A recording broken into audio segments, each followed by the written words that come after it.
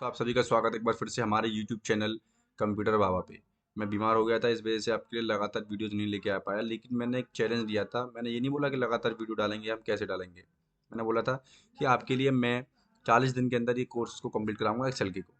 तो वही मैं कोर्स कर रहा हूँ। देखो, एम्प्लॉय कोड है, ये डाल दिया मैंने, एम्प्लॉय नेम डाल दिया, बेसिक सैलरी, WD मतलब वर्किंग अमाउंट, मतलब वर्किंग डे अमाउंट हो गया अगले वाले कॉलम में। यहाँ पर TPP अलाउंस हो गया, मैंने अलाउंस को पूरा नहीं लिखा है, ये कंपनी में होता है। कॉन्वे हो गया, OT मतलब over time amount, over time हो गया। OT अमाउंट का मतलब है over time amount. EPF company के अंदर होता मिलता है आपका। ESI होता है। अदर डिडक्शन का मतलब होता है काटना। तो वो जो भी कटा है ऐसे करके टोटल डिडक्शन होता है। फिर एक जैसे भी आपको जो भी कटा है उसका टोटल कितना डिडक्शन का। फिर नेट पे कितना नेट पे है। टोटल बिल पे बिल का मतलब है कितना पे बिल है। अभी बताता हूँ किस तरीके से। देखिए, ऐसा है कि जैसे मैंने यहाँ पर गोपाल के बारे में निकाल रहा हूँ, तो मैं क्या निकालूंगा, वर्किंग डे लिख दी है 25 दिन, ठीक है। और वर्किंग डे के हिसाब से मैं इसका अमाउंट निकालूंगा, तो लिखूंगा इज इक्वल टू D3, क्या लिखूंगा, सॉरी D3 नहीं, D4 में आ गया ना कॉलम में, वर्किंग डे D4।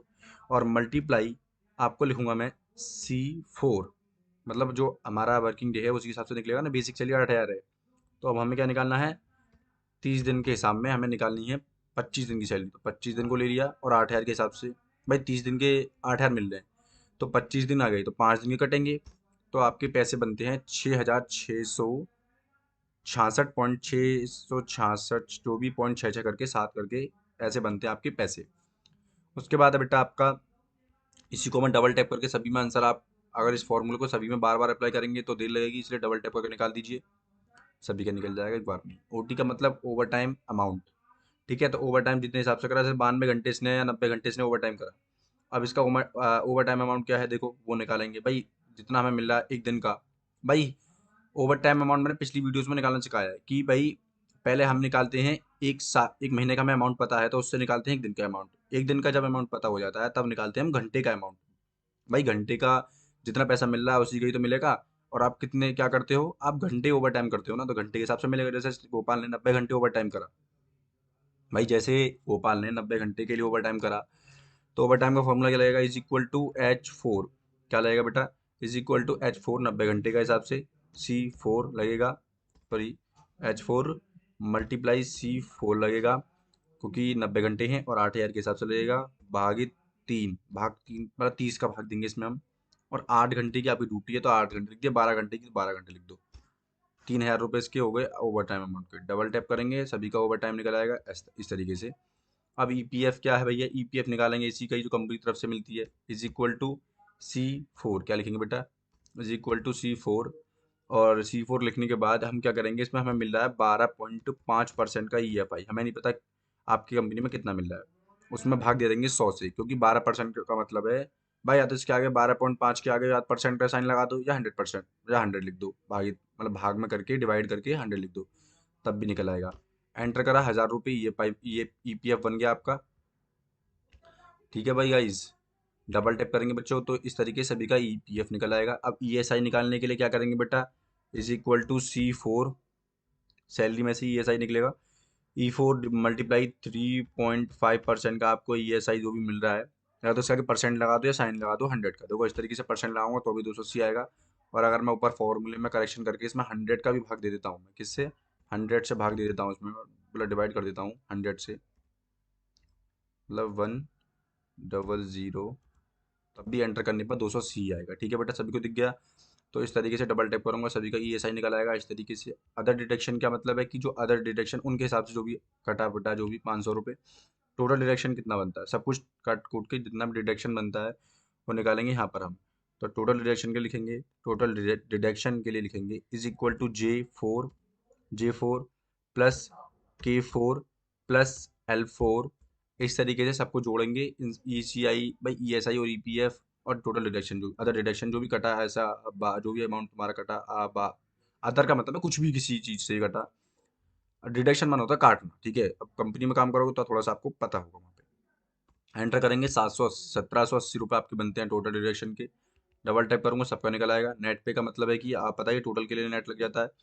तो इज इक्वल टू लिखेंगे E4 प्लस F4 लिख देंगे, फिर G4 लिख देंगे, फिर लिख देंगे I4 प्लस I4। ठीक है भाई, जो आपको वर्किंग डेज हैं भाई वर्किंग डे में जो आपको अमाउंट मिलना है वो 25 दिन का तो 25 दिन का मिलेगा।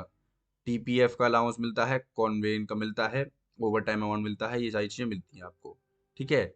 और भाई मैं आपसे बोलूँ, आप मुझसे नहीं पूछोगे क्या ईपीएफ और ईएसआई क्या है, भाई मैंने बता दिया है पिछली वीडियोस में, उन्हें आके देख लीजिए। ईपीएफ और ईएसआई कंपनी में कटते हैं आपकी सैलरी में से भी, या कह सकते हो कि अलग से भी मिल जाते हैं बहुत सी कंपनियों में, बहुत सी में खुद से काट देते हैं। जैसे पीएफ है, पीएफ का मतलब क्या है, प्रोविडेंट फंड। ईपीएफ का मतलब है एम्प्लॉय प्रोविडेंट फंड, समझ में आ रही है। और ईएसआई का मतलब बेटा, ईएसआई, ईएसआई का मतलब होता है बेटा कि एम्प्लॉयज स्टेट इंश्योरेंस। अभी मैं इसकी फुल फॉर्म सारी लिख दूंगा नीचे, तो टेंशन ना लें। तो आई4 लिखेंगे, एंटर करेंगे, सभी का निकल आएगा नेट पे। डबल टैप करूंगा तो सभी का निकल आएगा, ये रहा बेटा नेट पे आ गया। टोटल बिल पे बिल निकालेंगे तो क्या लिखूंगा, टोटल पे बिल के लिए is equal to N4 plus लिखूंगा बेटा मैं M4।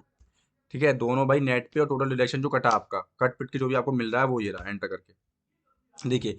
इस पर डबल टैप करूंगा तो आपको सभी का निकल आएगा टोटल नेट पे बिल, टोटल पे बिल। अब आप मुझसे पूछोगे सर कि आपने को जो ईएसआई मिल रहा है, जो ईएसआई वाला कॉलम है और जो ईपीएफ वाला कॉलम है, ईपीएफ का मतलब मैं बता देता हूँ बेटा, फुल फॉर्म लिख लो।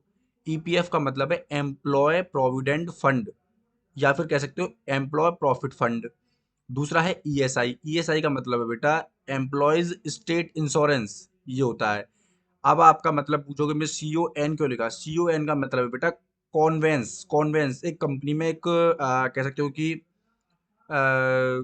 कोई चीज़ें रिलेटेड होती हैं। कॉन्वेंस का मतलब एक तरीके सैलरी में आपकी में एक कॉलम आता है, तो वो इस हिसाब से मिल रही है। टीपी जो आप बोल रहे हैं, टीपीटी क्या है, टीपीटी का मतलब बेटा ट्रांसपोर्ट। टीपीटी को मैंने ट्रांसपोर्ट को शॉर्ट में लिखा है टीपीटी। और ALLO का मतलब है अलाउंस। टीपीटी मिल रहा है आपको इस तरीके से। अब मुझसे आप पूछोगे सर ये टोटल डिडक्शन जो कटा और जो ईएसआई ईपीएफ है वो आपको टोटल पे बिल में मिल रहा है। हाँ सर, क्यों मिल रहा है, क्योंकि कंपनी दे रही है भाई। हर किसी कंपनी में देते हैं भाई। अगर आप मान चलो आप छोटी मोटी संस्था में काम कर रहे हो, तो आपको ना तो ईपीएफ मिलेगा ना ईएसआई मिलेगा भाई। ज़्यादा से ज़्यादा आपको 5,000 रुपये की सैलरी कर रहे हो कहीं पे छोटी मोटी जगह पे, तो 5,000 देगा महीने का, भगा देगा। चाहे आप बीमार हो, चाहे इंश्योरेंस नहीं है, ऐसे कंपनीज में नहीं है, बड़ी कंपनीज में मिलता है। तो हर कोई ये ना बोले कि हमारी कंपनी में नहीं मिलता तो अब क्या करें, ऐसा थोड़ी है बेटा। अब इसी के साथ मैं करता हूँ वीडियो को समाप्त। आपके लिए आपको आज जानकारी अच्छी खासी मिल गई होगी। थोड़े से अलग ऑप्शंस मिले हैं, टीपीटी का मिला है, ट्रांसपोर्ट अलाउंस का, कॉन्वेंस का मिला है, ठीक है, और अदर डिडक्शन का मिला, ओटी का मतलब ओवर टाइम हो गया, वर्किंग डे अमाउंट हो गया, ऐसे मिला। धन्यवाद।